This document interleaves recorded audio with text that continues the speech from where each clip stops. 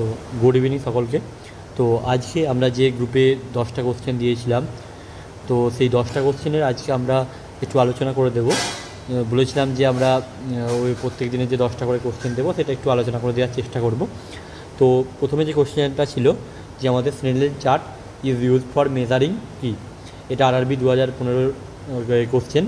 তো স্নেলের চার্ট যেটা আছে সেটা সকলেই তোমরা জানো যে আমাদের এটা ভিশনের জন্য ইউজ হয়। তো কারেক্ট অপশান যেটা হবে সেটা হচ্ছে ভিশন হবে, ঠিক আছে। দ্বিতীয়ত হচ্ছে হুইচ ইজ ইনফেকশিয়াস হেপাটাইটিস। এবার ইনফেকশিয়াস হেপাটাইটিস একটু সম্বন্ধে আমরা জানবো। যে তোমরা দেখতে পাবে যে এখানে লেখা আছে যে বিভিন্ন হেপাটাইটিসের টাইপসগুলো লেখা আছে, hepatitis A, hepatitis B, hepatitis C, D এবং ই। এই আমাদের মোটামুটি 5টা হেপাটাইটিস টাইপস হয়ে থাকে। এর মধ্যে দেখতে পাবে যে একমাত্র হেপাটাইটিস বি হলো একমাত্র ডিএনএ ভাইরাস এবং বাকিগুলো সকলেই হলো কিন্তু আরএনএ ভাইরাস, ঠিক আছে। এবং আর একটা জেনে রাখো যে এখানে যেহেতু কোশ্চেনটা আমরা কী দিয়েছিলাম যে ইনফেকশিয়াস হেপাটাইটিস কাকে বলে, তো ইনফেকশিয়াস হেপাটাইটিস কাকে বলে না হেপাটাইটিস একে বলে, তোমরা এখানে দেখতে পাবে। দ্বিতীয়ত হচ্ছে যে যদি কোশ্চেন জিজ্ঞেস করতো যে সিরাম হেপাটাইটিস কোন হেপাটাইটিসকে বলা হয়, তো সেক্ষেত্রে অ্যান্সার হতো hepatitis B. Hepatitis B will be the answer when serum hepatitis যদি বলতো, ঠিক আছে। আচ্ছা, এবার দ্বিতীয়ত হচ্ছে মোড অফ ট্রান্সমিশন। তো দেখতে পাবে কেবলমাত্র হেপাটাইটিস এ এবং হেপাটাইটিস ই এটাই কেবলমাত্র ফিকো ওরাল রুট দিয়ে কী হয় ট্রান্সমিশন হয়, ফিকো ওরাল রুট দিয়ে ট্রান্সমিশন হয়। বাকি কিন্তু নর্মাল যেমন কোনোটা স্যালাইভা দিয়ে হয়, কোনোটা ব্লাডের দ্বারা হয়, ঠিক আছে, এ সমস্ত হয়ে থাকে। তো কোশ্চেন তোমাদেরকে আসতে পারে এটাও যে ফিকো ওরাল রুট দিয়ে কোন কোন হেপাটাইটিস হয়ে থাকে। তো 4টে অপশান দিল, তার মধ্যে হেপাটাইটিস এ দিল, ই দিল, বোথ দিল এবং হচ্ছে হেপাটাইটিস সি দিল, তো বা কোনোটি নয় দিল। তো সেক্ষেত্রে তোমরা বুঝতে পারবে যে হেপাটাইটিস এ আর এবং ই হলো ফিকো ওরাল রুটের মাধ্যমে ছড়ায়, বাকি কিন্তু সমস্ত কিছুই তোমার স্যালাইভা, সিমেন বা ব্লাডের দ্বারা এই সমস্তর মাধ্যমে ছড়ায়, ঠিক আছে। তো এই কোশ্চেনটার অ্যান্সারও তোমরা বুঝতে পারলে যে হেপাটাইটিস এই হচ্ছে ইনফেকশিয়াস হেপাটাইটিস, ঠিক আছে। তো এখানে যে অ্যান্সারটা তোমাদের হবে তো hepatitis A will be the answer. আচ্ছা, এর পরবর্তী কোশ্চেন দেখা যাক প্লে এবং টডলার। টডলারের মধ্যে কী প্লে দেখতে পাওয়া যায় বা কী ধরনের খেলাধুলা টডলাররা করে, তোমরা অ্যান্সার দিয়েছো প্যারালাল প্লে, ম্যাক্সিমাম যেটা অ্যান্সার দিয়েছো। তো এবার দেখে নিই আমরা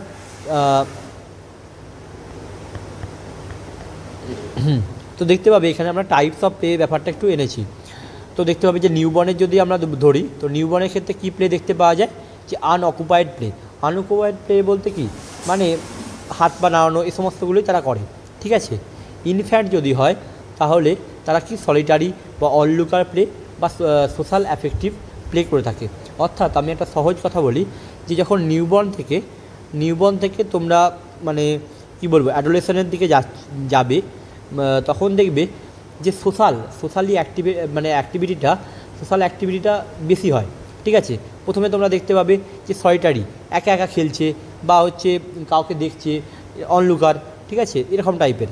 যখন প্যারালাল কি সে দেখছে অপরজনকে এবং হচ্ছে সে মানে ধরা যাক রাম এবং শ্যাম দুটো বাচ্চা, তো তারা হচ্ছে একজন রাম শ্যামকে দেখছে যে সে কীভাবে খেলছে এবং সে কী করছে নিজেই সেরকম খেলার চেষ্টা করছে, এটা হচ্ছে প্যারালাল প্লে।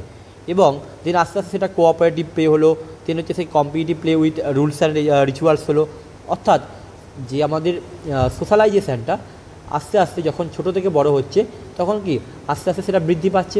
তার জন্য প্রথমে সে সলিটারি খেলতো, তারপর সে প্যারালালে প্লে শুরু করলো, দেন আস্তে আস্তে সেটা কোঅপারেটিভে গেল অ্যান্ড দেন সেটা আস্তে আস্তে competitive play with rules and regulation এবং দেন হচ্ছে অ্যাথলেটিক্স ব্যাপারটা তার মধ্যে এলো। তাহলে এখানে যেহেতু আমরা কোশ্চেন দিয়েছিলাম যে টডলারের মধ্যে কি প্লে তারা করে থাকে, তো সেক্ষেত্রে তোমরা বুঝতে পারবে যে টডলারের মধ্যে প্যারালাল প্লে দেখতে পাওয়া যায়। ইনফেকশিয়াস হেপাটাইটিসটা বললাম। আচ্ছা, height doubles at which years of the age. তো হাইট এখানে বলেছে নট ওয়েট, ঠিক আছে। হাইট হচ্ছে যদি বলে 2x কখন হয় বা দ্বিগুণ কখন হয় সেটা হচ্ছে 4 ইয়ার্স অফ এজে সেটা কী হয়ে থাকে দ্বিগুণ হয়ে থাকে, ঠিক আছে। ওকে, সেকেন্ড কোশ্চেনটা পরবর্তী কোশ্চেন দেখে নিই আমরা যে dose of vitamin K for a baby whose weight is less than 1000 gram. এটার কি অ্যান্সার হবে দেখা যাক। আচ্ছা, এর মধ্যে আমি একটা বলে দিই যে ওয়েটের ব্যাপারটা যে আছে, যে ওয়েটের মধ্যে বাড়তে ধরা যাক যে ওয়েট যদি মানে যে আমরা হাইটের কোশ্চেনটা দিয়েছি সেটা ওয়েটের ক্ষেত্রেও আসতে পারে। তো ধরা যাক যে কোনো একটা বাচ্চার ওজন যদি দিয়ে দেয়, ধরা যাক প্রথম ওজন তার এক্স আছে এবং দেন হচ্ছে সেই ওজনটা দ্বিগুণ কখন হবে না 5 to 6 মান্থে দ্বিগুণ হবে, 2x হবে। দেন 1 ইয়ারে গিয়ে সেটা 3x হবে অ্যান্ড 2 ইয়ারে গিয়ে সেটা 4x হবে। অর্থাৎ দ্বিগুণ কখন হবে 5 থেকে 6 মাসে।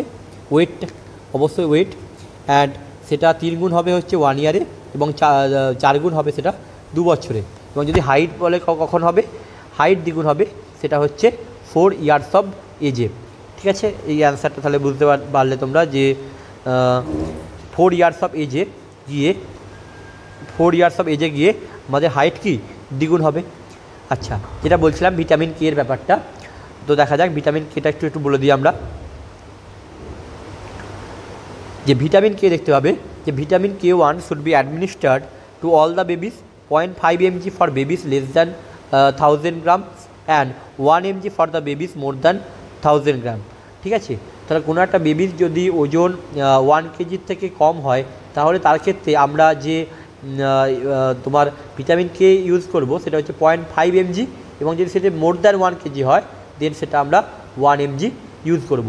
যেহেতু আমাদের কোশ্চেনে ছিল যে এটা কোনো একটা বাচ্চার ওয়েট তোমার লেস দ্যান 1000 গ্রাম, তো সেক্ষেত্রে তোমার কতটা দিতে হবে 0.5 mg। ঠিক আছে, আচ্ছা আর কি কোশ্চেন আছে একবার দেখে নিই আমি। 0.5 mg। আচ্ছা, therapeutic level of serum lithium is, এটা সবাই জানো তোমরা 0.6 থেকে 1.2 মিলি ইকুইভ্যালেন্ট পার লিটার হয়ে থাকে।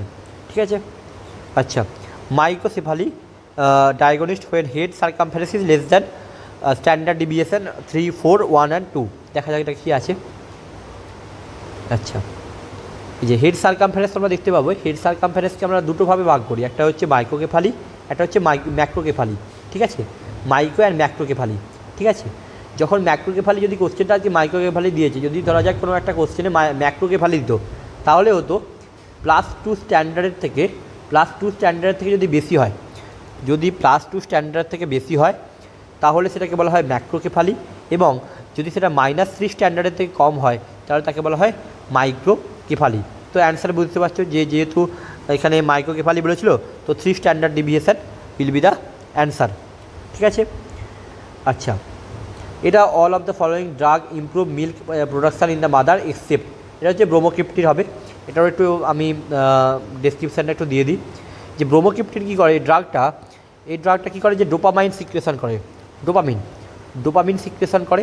ঠিক আছে, আর ডোপামিন জানবে এই কোশ্চেনটা এইভাবেও আসতে পারে যে ডোপামিন হচ্ছে কার অ্যান্টাগোনস্টিক, প্রোল্যাকটিনের অ্যান্টাগোনস্টিক। প্রোল্যাকটিন যে হরমোন আছে আমাদের, প্রোল্যাকটিন যে দুগ্ধ নিঃসরণে সহায়তা করে, মিল্ক প্রোডাকশানে সহায়তা করে, সেই প্রোল্যাকটিন হরমোনের অ্যান্টাগোনস্টিক হিসাবে কাজ করে কে না হচ্ছে ডোপামিন। তো ব্রোমোক্রিপ্টিন কী করে, ব্রোমোক্রিপ্টিন ডোপামিন সিক্রেশন করে।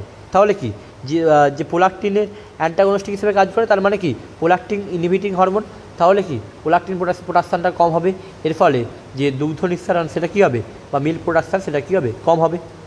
তো এখানে এটাই দিয়েছে যে which drug improve milk production in a mother except, মানে ব্যতীত কোনটা, ব্রোমোক্রিপ্টিন কী করে কমিয়ে দেয়। আচ্ছা, এখানে দেখো কী কোশ্চেন দিচ্ছে, all are true about neonatal complication due to diabetic pregnant mother except, কোনটা নয়। দেখো এটার অ্যান্সার হবে হাইপারগ্লাইসেমিয়া। আমি একটু এক্সপ্লানেশনটা একটু বলে দিই। আচ্ছা, এখানে দেখতে পাবে এটা আমার নোট থেকে আমি দিয়েছি ছবিটা, তো এখানে দেখতে পাবে যে in diabetic mother does not get, কখনোই কোন জিনিসগুলো হয় না, একটা হয় অ্যানিমিয়া, একটা মেন্টাল রিটার্ডেশন, এটা হচ্ছে হাইপারগ্লাইসেমিয়া।